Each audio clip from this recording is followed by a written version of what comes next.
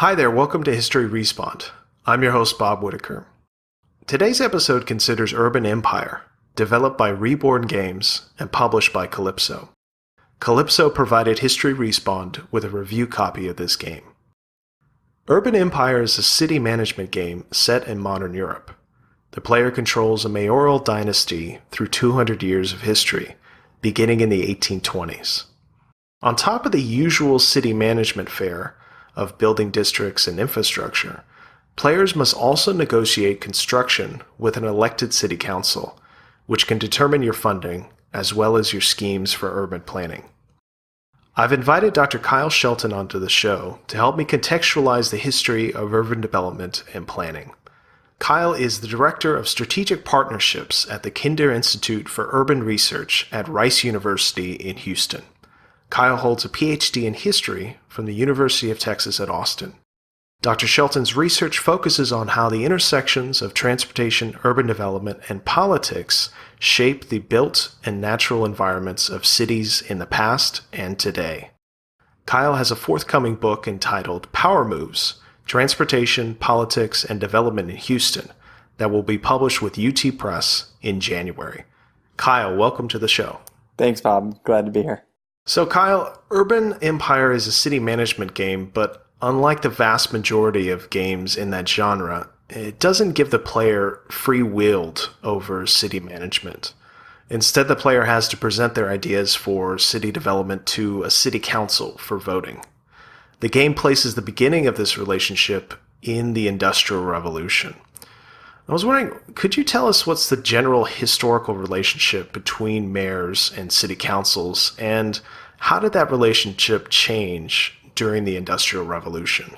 Yeah, that's a great question. And I think for those of us who grew up with SimCity, that's a really rude awakening from the other game to not just be able to dictate what I want when I want it. So yeah, I think it's a longer history, and I don't know the European context quite as well as the American, but I think kind of parallels to city councils and sort of representative bodies that could check everybody from monarchs to later day presidents and prime ministers are happening in both Europe and the United States. Really. In a form that we would recognize, I would say, from the 1500s and the 1600s in Europe up to obviously the 17 and 1800s in America. But the more modern day city councils that are far more a part of the democratic institutions, especially in America, are coming in the late 1800s in the US. And I know they come earlier in Britain. They're often spurring out of concerns from the electorate about either corruption or kind of a concentration of power in the hands of a mayor or of another leader in a city. So, for example, in the American context, a lot of them came during kind of the precursor to the progressive movement and during the progressive movement, right around the turn of the 20th century, where there was a lot of concern about corruption and about over-concentration of power in political parties and in political machines. And so city councils are really seen and have been seen for a while as a check on a lot of that power to do exactly as you described in the game, to say no to the whims of a political leader, or in the case of a political machine, to a dynasty that could ostensibly, without a check, just kind of do what it wants to do over and over again. Yeah, it's a really frustrating mechanic in the game. I think it's great that it seems to be historically accurate, but at the same time, playing the game and trying to get a district built, a district that is in the best interest of the city, is in the best interest of you as the mayor, as in control of this small town, and then to have the city council just say no for very difficult reasons. It could be it's too expensive, or it could be that it doesn't have enough industry set aside or space for industry. To have that thrown in your face as a player, I've got to say, kind of discourages you from wanting to play the game, because I think, like you said, I and so many other people I know are so used to that kind of godlike control over a city, like you have like in SimCity, for instance. Well, and that's actually one of the things that struck me about Urban Empire is that it is really accurate in that way, right? I think if you asked any actually elected public official, they would say it's incredibly frustrating to work with all the other elected officials and the bureaucrats in city government. And so it's really, I think, quite fantastic, if incredibly mundane approach to the game, right? Like it mundane in that it is remarkably accurate to that process. Like if you actually want to think about what it means to build a city, it's something that you do have to negotiate from those earliest days when it's literally you deciding what to put down and what are the first structures and what are the first services, all the way up to, it goes, up to World War II or fictional World War II? No, up to, I think it goes past World War II just a bit. Yeah, so that same negotiation process happens and gets only more complicated as you go through. So it's really a great piece of that. Yeah. So, like a lot of other city management games, Urban Empire provides the player with a mass of accurate, up-to-date data on everything from citizen happiness to industrial output. How common is it for cities to have access to this sort of information, especially information related to everyday problems and grievances of average citizens? Mm-hmm. So that's a good question. And I think even just 20 years ago or so, it probably would not have been as common as it is today, as we see more and more of a push to use sort of big data across all platforms and in a number of venues in modern life today. I think in particular, city governments are a place where that push is really felt and is being pursued kind of by cities at all levels. And that really extends to everything like you just laid out. And really a lot of the components that are in the game are things that cities try to track, right? It's not just miles of street and amount or, density of homes and what type of mix they have between commercial and zoning, all things that cities certainly have been tracking for centuries. But really, just like the game, trying to figure out if citizens are satisfied. What are the services that the city is not providing well, or what are the holes in those services? What could be added? How, all of that information is stuff that cities are trying to collect these days and are doing a better and better job of that with, in particular, the advent of user-based apps on phones. So lots of cities now have 311 apps where you can just, as the user or, as a citizen, say, hey, there's a pothole right here, right? And you can drop a pin and the city gets it, and Public Works could be out there the next day if you're in a well-operating city. Yeah, I was going to say, does that actually work? Because I don't think that works in my city. In some places, I think it does. But, a couple of days. And yeah, you see more and more older, there's still some traditional tools like citizen satisfaction surveys, but even those are becoming more updated and much more digitally inclined, and they can be, sent out to a larger audience and are more easily filled out and updatable. And all of that stuff is really being brought into consideration of decisions by cities more and more, right? It's not, I wouldn't say quite the same way you as the mayor in this game might say, oh, I really need to make my citizens happy. Their happiness is going down. There is kind of a realistic corollary there with, well, we're getting a lot of complaints about sewer systems or traffic or police response time, right? Let's figure out a way to respond to that. That's a really realistic piece of what a lot of city governments do today. Yeah, and one of the things that I was kind of disappointed that didn't seem to come up in the game, but it seems that would come up pretty often in everyday life, is the fact that this data and the collection of this data seems like it could become really politicized in the sense that certain political parties might have an interest in certain problems, and then other problems that they're not interested in, or things that they would make the party look bad if they were focused on, they kind of, try to push the data a certain way so it maybe disappears or is maybe relegated to, not front and center. Yeah. Does that happen at all? Sure. I mean, I think we see that with the concerns under the Trump administration, right, when he took over, right, to consider whether or not the EPA's data would be removed. A lot of researchers quickly downloaded a lot of information about discrimination in housing or affordable housing data that was nationally kept by HUD because of concerns of that as well. So whether or not, and some of that data was taken down, right? HUD's website changed pretty quickly and removed some of the data and some of the tools that were in place under the Obama administration. At the city level, it definitely can. I think one of the other big challenges, the city itself, of course, can always put out or not put out whatever data it wants, depending on the level of transparency that a mayor or an administration is open to, right?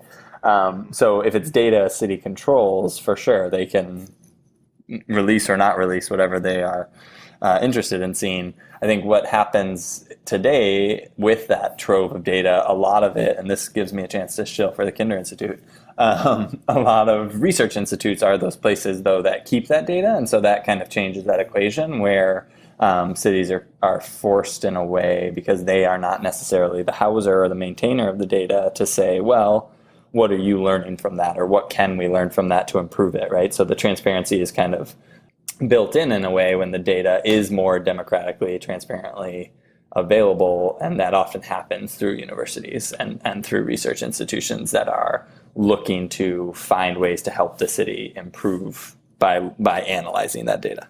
Right. Oh, that's a good plug. Yeah. So the starting city in Urban Empire is a planned city created in Central Europe during the Industrial Revolution. And the player, with the support of the city council, can determine the size of districts as well as the mixture in each district between industrial, commercial, and residential zones. How common was this type of ordered and deliberate urban planning, especially in cities that emerged during the Industrial Revolution?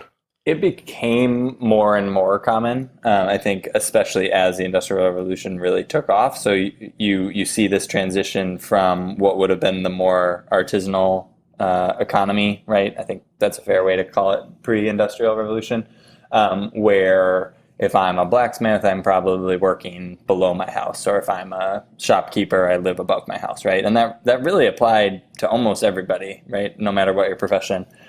With some exceptions, politicians in particular, and obviously people who can't work out of their home.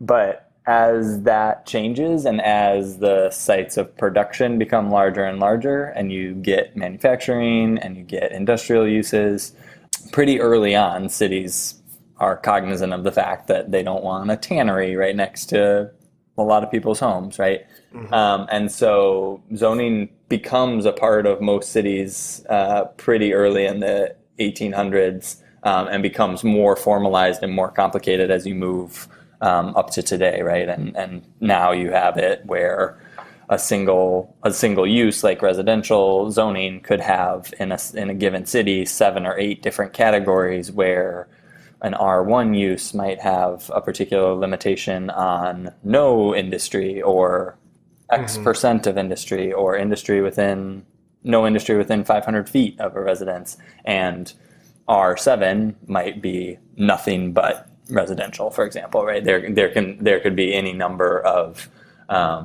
complicated zoning arrangements that a city could put into place to maintain those different boundaries and those different zones. And it has been mostly oriented around separating residential and industrial right. throughout it. And so, is that primarily a safety issue, like you said, or is there ever any concern about environmental impact as well, kind of non-human? Yeah, impact? I think those concerns are later developing, right? As we might assume, right, that worker safety and environmental quality and protection are both things that emerge kind of for the first time again around the progressive era, right?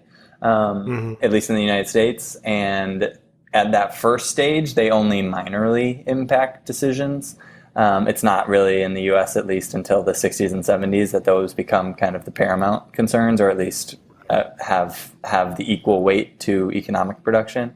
So I would hazard to say that in most cases earlier on, it wasn't so much, aside from wanting to remove industry and manufacturing from the wealthiest communities, which absolutely would have been political and would have been like, the millionaires aren't putting up with the smells coming directly into their backyards.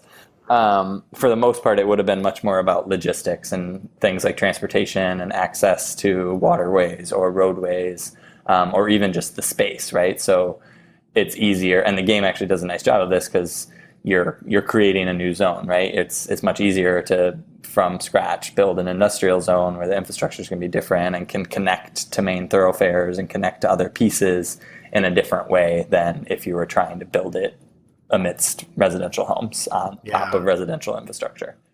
That's one of the things that I liked about this game's kind of hands-off approach to construction, because with like an old SimCity or other city planner game, you usually had to do all the infrastructure building yourself, and that included, kind of intricately planning out the roads and then also the sewer systems, the power lines. In this game, the game takes care of all of that nitty-gritty stuff for you. Yeah. Your job is to convince the city council that all of this stuff is necessary, which can be a debilitating and frustrating process, but at least it's not as debilitating and frustrating as, finding out that you can't put a sewer line next to a particular road where you've built up, some houses already, or you've already got a commercial zone. It's probably good that they stopped the level of detail that one would have to go into to really think about the city. I am an infrastructural scholar, however, so I was a little sad that you didn't get to kind of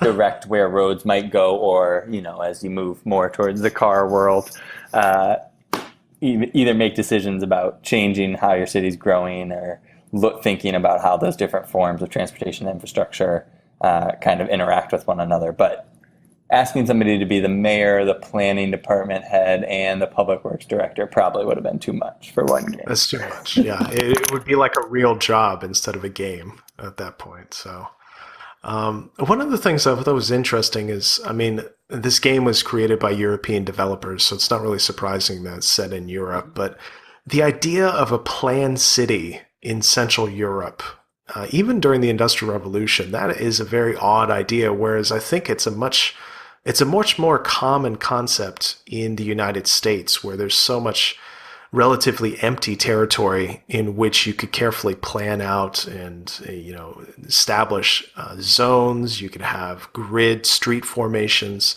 To what extent are a lot of American cities planned cities? Especially after the Industrial Revolution. Mm-hmm, mm-hmm. Well, and it's certainly not completely foreign to Europe, right? The best example of that is Paris. It's completely redone and gutted and redone, right? And right. But that's what I'm saying is it's odd to have a totally new planned city. Yeah, that's true. Whereas a lot of the old cities in Europe, yes, like you said, were completely destroyed during the Industrial Revolution. Yeah. So, there are a lot of from scratch planned cities. That's why you have so many that are well laid out in perfect little grids, right? Everything from, Austin has this to a certain extent. Once you can kind of see where the initial plan of cities starts to fade away, or becomes the city was growing too fast to kind of maintain it, because the grid starts to fade away and you start to get diagonal streets and things that cut across in weird ways. Houston has that. A lot of kind of frontier cities, even Chicago, when it was first laid out, was laid out in a really straightforward way. But I think that's mostly just the grid, right? Once you had that grid, that didn't necessarily mean that the city itself was neat and orderly. And that's probably the last description that anyone would give of a kind of frontier Western new town in the 1830s or 1840s. But they at least kind of had that goal in mind of here's what a city should be looking like at that point.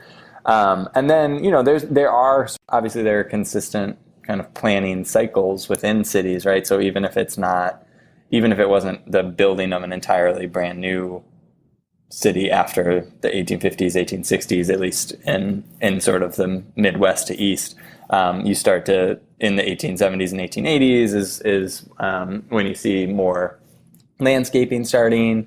That's when you get to start to see the Olmsted parks and all the designs of new kind of carriage roads, and thinking of how these cities are starting to look as design spaces, and that kind of leads into the City Beautiful movement. And there have been sort of strains of here's what our cities should look like, and there's actually an interesting parallel then, I think, to that question of in terms of rethinking and invention, or reinventing a city, sort of.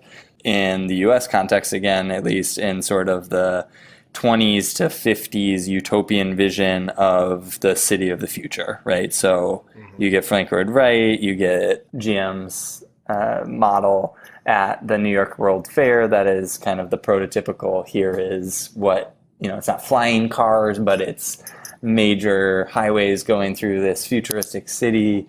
And that, in a lot of ways, was an attempt, and definitely some of Frank Lloyd Wright's thinking and designs were this kind of idea of, well, here's a new way for us to design. We have this car, we have these highways. Why don't we just build a totally new city that we could plan from scratch?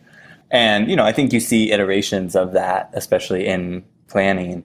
Up to today, you could make an argument that even something like new urbanism is a particular approach to city building, right? And there have been from scratch new urbanist developments. Seaside, Florida was not really there, was not a city, and it was built, I think, in the 1990s within kind of new urbanist precepts, and was designed to look like, to match with all of those goals and match with the forms of that ideology, basically. So one of the things that I noticed while playing the game was that as time progressed, as you moved from the 19th century into the 20th century and then kind of into the mid-20th century, you saw more and more fences appear in the city, kind of establishing boundaries not only between residences, but then also between different districts within the town. And so I was wondering what brought about this transition from a free roam landscape to one that's kind of marked and demarcated with fence lines. Yeah, and I don't know, I wouldn't say that there's kind of like a consistent movement towards that in any given really structural way, right? That particularly with fences. I think property rights and the conception of property rights and the protection of those through through symbols like fences, but also through homeowners associations and more invisible demarcations and boundaries. That kind of continues to grow, I would say, as cities become denser and more populous throughout the Industrial Revolution, right? Because people begin to have that sense of, wow, there are so many people here now that I do need to kind of demarcate what is mine and what is not yours, right? Particularly in the earlier parts of the Industrial Revolution, when wealthy and poor residents are still pretty close together, right? Oftentimes you have the wealthy family in the main house and you have the servants living on the alleyway behind, or in a separate home, or right nearby. And so there is sort of an impetus to say, how do we separate either physically or psychologically these two uses? And I think in most cases, there's more of the psychological boundaring, right? And it's either boundaring, I just made up a word. Sounds good to me. In most cases, there's more of a psychological establishment of boundaries, where you're going to see either social norms are going to keep people out, right? And that's visible, obviously, in segregation and discrimination. There are both social and legal norms that would say to African Americans, for example, this is the sector that you live in, right? It's both legally prescribed through redlining and the lack of availability of units outside of a given neighborhood, but then those are also those legal norms are reinforced by social norms, right? Where it's teenagers from the two different communities fighting over a given block, or somebody crossing into a neighborhood where they're not supposed to, right? And that's obviously an extension away from the question of the fence, but I think those systems are pretty parallel and kind of point to that same tension that a fence would, and that move towards recognizing and protecting individual property rights more, as cities became denser, and as the need to especially, I would say, in America, claim what is yours and what is not others became more and more pressing. Right. Well, so that does it for my questions. Did you have anything else you wanted to talk about?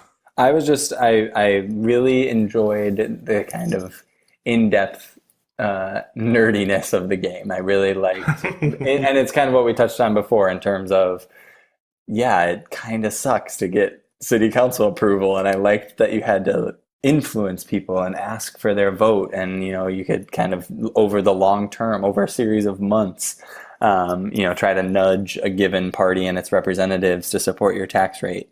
And I only got a chance to see a few of them, but some of the pop-ups that ask you things like, hey, the press has gotten word of this project that you're trying to do, or your rival is, shaming you in the media. That struck me also as really accurate, and I liked that they added that wrinkle in, where it again, it kind of reminded you, as you said earlier, that you didn't have the godlike ability that you have in SimCity, that there's sort of there's the check of the city council, but there's also that nice moment to say, if this were a real city, there would be these other eyes, right? And there would be citizens paying attention to what you're doing, and it matters how you respond to those things. And so I thought that was a pretty nuanced way to kind of work in those political machinations outside of the council itself.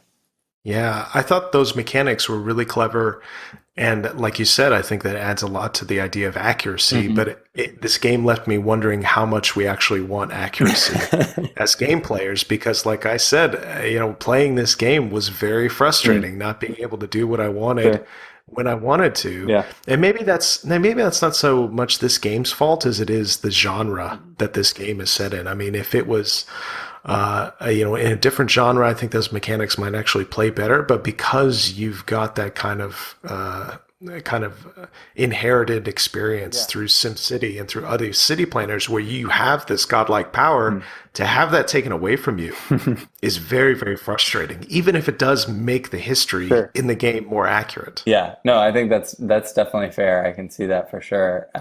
And at the same time, though, I think what I felt myself feeling as a person who, talks about current day cities and talks about planning a lot, was almost thinking, well, oh, this is kind of an interesting test case, right? You're not going to make a case study from the game, but you could almost say, hey, what happens in this game if you build a city that looks like this, right? How does that impact these various different classes, right? And it's an interesting exercise into thinking about how you could use a game to really understand the intricacies of a city being run, right? And you're absolutely right that is, I imagine, frustrating as a game player. But if you come at it from that angle of, this is actually just a really interesting exercise to kind of conceptualize the way that at least a snippet of how a city might run, to me, it was actually kind of exciting to think about doing. Well, that's all the time we have for today's episode. Kyle, thank you so much for joining me on today's show. Thanks so much for having me. If you enjoyed this episode of History Respawned, please hit the like button below and subscribe to our YouTube series. If you're feeling especially generous, please consider contributing to our Patreon at www.patreon.com/History Respawned.